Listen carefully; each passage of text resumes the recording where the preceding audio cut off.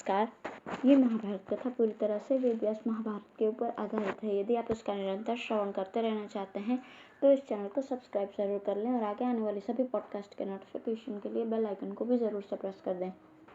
अब हम सुनेंगे श्रीमद् भगवद गीता भक्ति योग। अर्जुन बोले, जो अनन्य प्रेमी भक्तजन पूर्वोक्त प्रकार से निरंतर आपके भजन ध्यान में लगे रहकर आप सगुण रूप परमेश्वर को और दूसरे जो केवल अविनाशी सच्चिदानंद घन निराकार ब्रह्म को ही अति श्रेष्ठ भाव से भजते हैं, उन दोनों प्रकार के उपासकों में अति उत्तम योग्यवेता कौन है? श्री भगवान बोले, मुझ में मन को एकाग्र करके निरंतर मेरे भजन ध्यान में लगे हुए जो भक्तजन अतिशय श्रेष्ठ श्रद्धा से युक्त होकर मुझ सगुण रूप परमेश्वर को भजते हैं, वे मुझको योगियों में अति उत्तम योगी मान्य हैं। परंतु जो पुरुष इंद्रियों के समुदाय को भली प्रकार वश में करके मन बुद्धि से परे सर्वव्यापी अकथनीय स्वरूप और सदा एक रस रहने वाले नित्य अचल निराकार अविनाशी सच्चिदानंद घन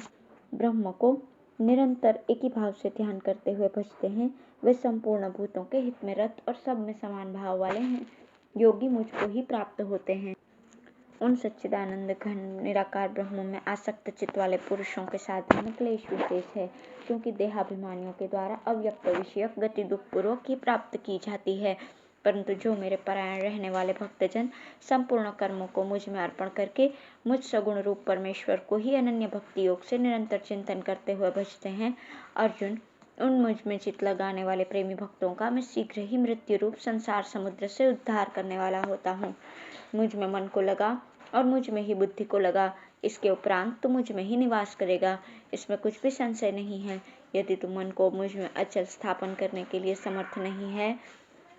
तो अभ्यास रूप योग के द्वारा मुझको प्राप्त होने के लिए इच्छा कर। यदि तू उपर्युक्त अभ्यास में भी असमर्थ है तो केवल मेरे लिए कर्म करने के लिए ही परायण हो जा। इस प्रकार मेरे निमित्त कर्मों को करता हुआ भी मेरी प्राप्ति रूप सिद्धि को ही प्राप्त होगा। यदि मेरी प्राप्ति रूप योग के आश्रित होकर उपर्युक्त साधन को करने में तू असमर्थ है तो मन बुद्धि आदि पर विजय प्राप्त करने वाला होकर सब कर्मों को फल को त्याग कर। मर्म को न जानकर किए हुए अभ्यास से ज्ञान श्रेष्ठ है, ज्ञान से मुझ परमेश्वर के स्वरूप का ध्यान श्रेष्ठ है और ध्यान से सब कर्मों के फल का त्याग श्रेष्ठ है, क्योंकि त्याग से तत्काल ही परम शांति होती है। जो पुरुष सब भूतों में द्वेष भाव से रहित, स्वार्थ रहित, सबका प्रेमी और हेतु रहित दयालु है तथा ममता से रहित, अहंकार से रहित, सुख दुखों की प्राप्ति में सम और क्षमावान, अपराध करने वाले को भी अभय देने वाला है तथा जो योगी निरंतर संतुष्ट है, मन इंद्रियों सहित शरीर को वश में किए हुए है और मुझ में दृढ़ निश्चय वाला है, वो मुझ में अर्पण किए हुए मन बुद्धि वाला मेरा भक्त मुझको प्रिय है, जिससे कोई भी जीव उद्वेग को नहीं प्राप्त होता और जो स्वयं भी किसी जीव से उद्वेग को प्राप्त नहीं होता तथा जो हर्ष, अमर्ष,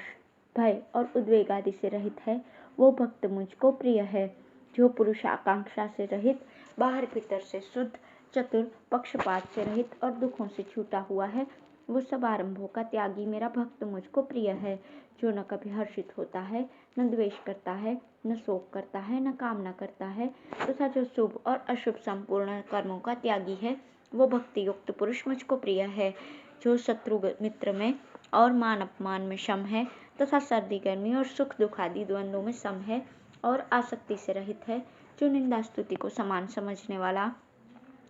मननशील और जिस किसी प्रकार से भी शरीर का निर्वाह होने में सदा ही संतुष्ट है और रहने के स्थान में ममता और आसक्ति से रहित है, वो स्थिर बुद्धि भक्तिमान पुरुष मुझको प्रिय है। परंतु जो श्रद्धा युक्त पुरुष मेरे परायण होकर इस ऊपर कहे हुए धर्ममय अमृत को निष्काम प्रेम भाव से सेवन करते हैं, वे भक्त मुझको अतिशय प्रिय हैं। धन्यवाद।